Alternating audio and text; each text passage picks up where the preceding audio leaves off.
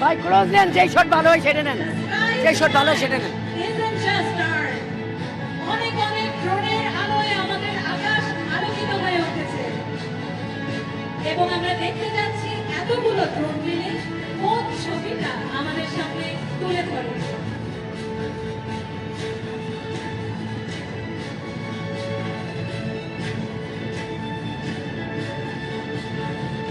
The breathtaking shapes right above your heads in a symphony of technology and artistry unlike anything we have seen here before.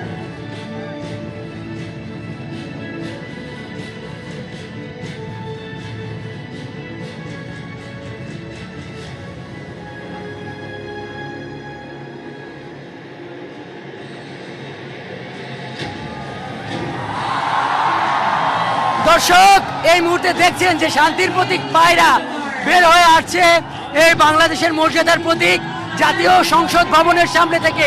আমরা দেখছি যে শান্তির প্রতীক পায়রা, যেটি এতদিন স্বৈরাচারের শৃঙ্খলে বন্দী ছিল, সেটি ধীরে ধীরে বের হয়ে আসছে এবং এই অভূতপূর্ব দৃশ্য দেখতে এখানে লক্ষ লক্ষ মানুষ সংসদ ভবনের সামনে কিন্তু হাজির হয়েছে এবং পুরো এই মানিক মে অ্যাভিনিউ সেটি কিন্তু এখানে দেখছে এবং এই সংসদ ভবনের এই আকাশে লেখা হচ্ছে ৩৬ জুলাই রিবার্থ, অর্থাৎ পুনর্জন্ম। এই পুনর্জন্ম হলো বাংলাদেশের পুনর্জন্ম।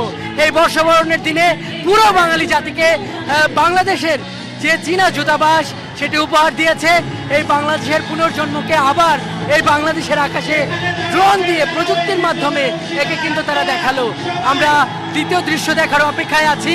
পুরো 14 মিনিট জুড়ে চলবে আয়োজন এবং একটি দুটি না ২৬০০ ড্রোন এখন জাতীয় সংসদ ভবনের সামনে, এই পবিত্র জাতীয় সংসদ ভবনের আকাশে কিন্তু তারা এই আলোর ঝলকানির মাধ্যমে এই ৩৬ জুলাই বাংলার ঐতিহ্য, বাংলাদেশ এবং চীনের যে ঐতিহ্যবাহী সম্পর্ক এবং বাংলাদেশের এই স্বাধীনতাকামী প্যালেস্টাইনের প্রতি যে ঐতিহ্যবাহী সংহতি সেটা কিন্তু তুলে ধরা হচ্ছে। আমরা দ্বিতীয় দৃশ্য দেখার অপেক্ষা আছি। ঠিক এই মুহূর্তে আমরা দেখছি জাতীয় সংসদ ভবনের সামনে যে দৃশ্য বাংলার প্রতিটি মানুষকে নাড়া দিয়েছিল, জুলাই শহীদদের ইমাম আবু সাঈদের ছবি এবং পেছনে কিন্তু বেজে উঠছে সেই জুলাই বিপ্লবের গানগুলো। আবু সাঈদ আবার মিলিয়ে যাচ্ছে আকাশে। এইখানকার উপস্থিত মানুষের আবেগ আপ্লুত। জানেন যে বাংলাদেশ গেল 15 থেকে 16টি বছরের যে স্বৈরাচারী আমল, যেই স্বৈরাচারী আমলকে একদম ধুলোয় মিশিয়ে দেওয়ার ক্ষেত্রে যে ইমামের ভূমিকা পালন করেছে, যিনি নেতার ভূমিকা পালন করেছে, যেই আবু সাঈদকে দেখে দেশের প্রতিটি শিক্ষার্থী আর কেউ ঘরে থাকতে পারেনি। সে শিক্ষা এবার আমরা দেখছি সেই মুগ্ধকে এবং তার পাশে লেখা আছে যে পানি লাগবে পানি। সেই মুগ্ধকে আবার আরো একবার দেখছে এই বাংলার মানুষ, দেখছে এই বর্ষবরণের দিনে। ডিজাইন, এলিগেন্স, বিউটি, সেরা পণ্য সবার জন্য জেভিকো। জুলাইয়ের যে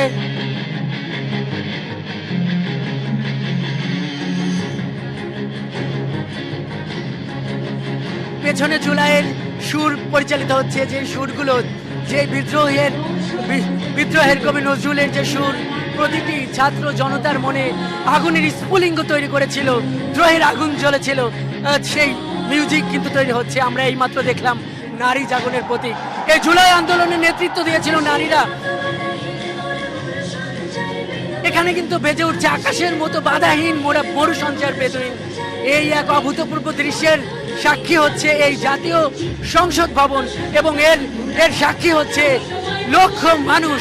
আজ এই বাংলাদেশ, এই জাতীয় সংসদ ভবন, এই মানিক মে অ্যাভিনিউ নতুন এক ক্ষণের সেই আবার তার জুলাইয়ের একটা খণ্ড রচনা হচ্ছে।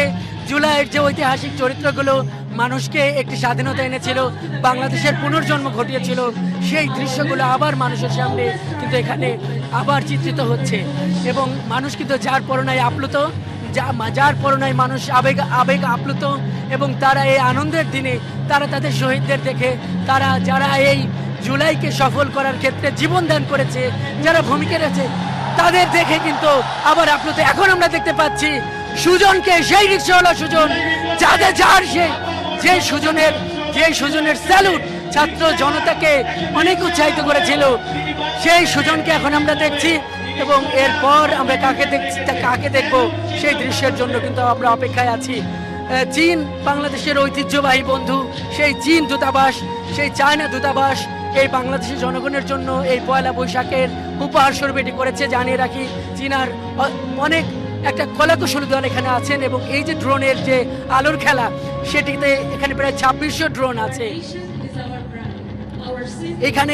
এইখানে কিন্তু বাংলাদেশকে তুলে ধরা হচ্ছে, বাংলাদেশের ঐতিহ্য, সেই শাপলা ফুলকে তুলে ধরা হয়েছে, পদ্মকে তুলে ধরা হয়েছে এবং উড়ন্ত দোয়েলকে কিন্তু এখানে ফুটিয়ে তোলা হয়েছে। যেই মানুষের মর্যাদার প্রতি 1971-এর যে মহান মুক্তিযুদ্ধে, যে স্বাধিকারের জন্য যেই মানুষ এই বাংলাদেশকে মুক্ত করেছিল পাকিস্তানি হানাদারদের হাত থেকে এবং একটি স্বাধীন দেশে, তার ঠিক 50 বছর পর যখন একটি স্বৈরাচার এই স্বাধীন দেশের স্বাধীন মানুষের ওপর এই রাষ্ট্রীয় বুলেট ব্যবহার করে আবার একটি স্বৈরাচারী শাসন এখানে কায়েম করেছিল, সেই স্বৈরাচারী কায়েমের জন্য আবার কিন্তু 24-এর গণঅভ্যুত্থান, 71-এর উত্তরাধিকাররা কিন্তু এখানে ঘটিয়েছে। এবং সেই যাবতীয় ইতিহাস আজ এই পয়লা বৈশাখের দিনে, বর্ষবরণের দিনে কিন্তু আজকে এখানে উপস্থাপন করা হচ্ছে। এই 1971 ভেসে উঠেছে এই মহান জাতীয় সংসদের সামনে এবং এখানে কিন্তু স্পষ্টভাবে আছে 1971-এর উত্তরাধিকার 2024, 1971-এর সংগ্রামের ধারাবাহিকতা 2024 এবং 1971 এবং 2024 যে একই ধারাবাহিকতা।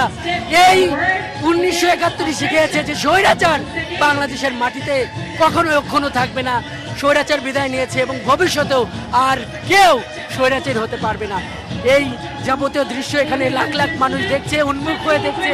আবার আমরা দেখছি সেই আবু সাইদকে, যে আবু সাইদ এই জুলাই আন্দোলনের প্রতীক, সেই আবু সাইদ 2024-এর এই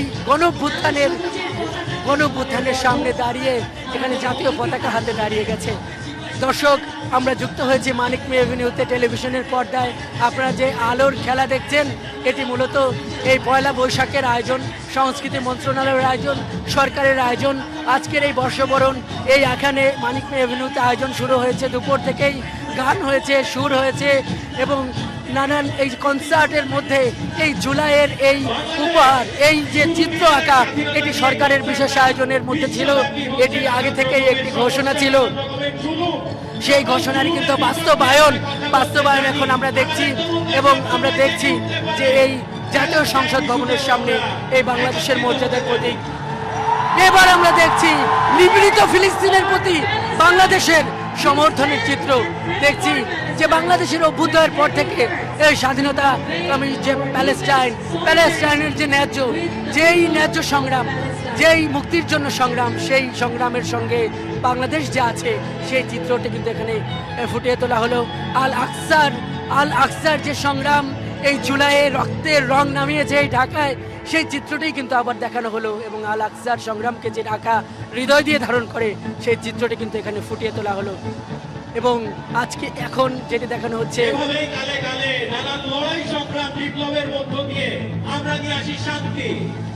এবং আমরা দেখছি সেই জুলাইয়ের ইমাম শান্তির দূত আবু সাইদকে আবার আমরা দেখছি। এবং এর মাধ্যমে কিন্তু সম্ভবত এই ড্রোন শুটি শেষ হতে চলেছে।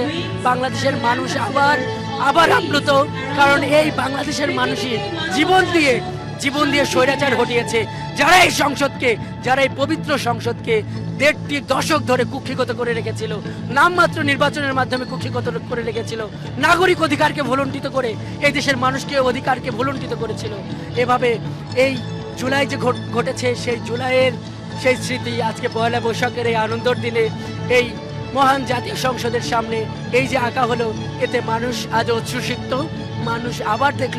মানুষ আবার সেই জুলাই ফেরত গেল, সেই রক্তমাখা জুলাই, সংগ্রাম মাখা জুলাই 2000-এর মতো শহীদদের কাছাকাছি চলে গেল, আবার সেই সংগ্রামের দিনগুলোতে চলে গেল। এবং এটি যে চীনে অবস্থিত বাংলাদেশে অবস্থিত চীনা দূতাবাস উপহার দিয়েছে সেই লেখাটি কিন্তু এখানে আছে। এখানে লেখা আছে long live China, Bangladesh friendship.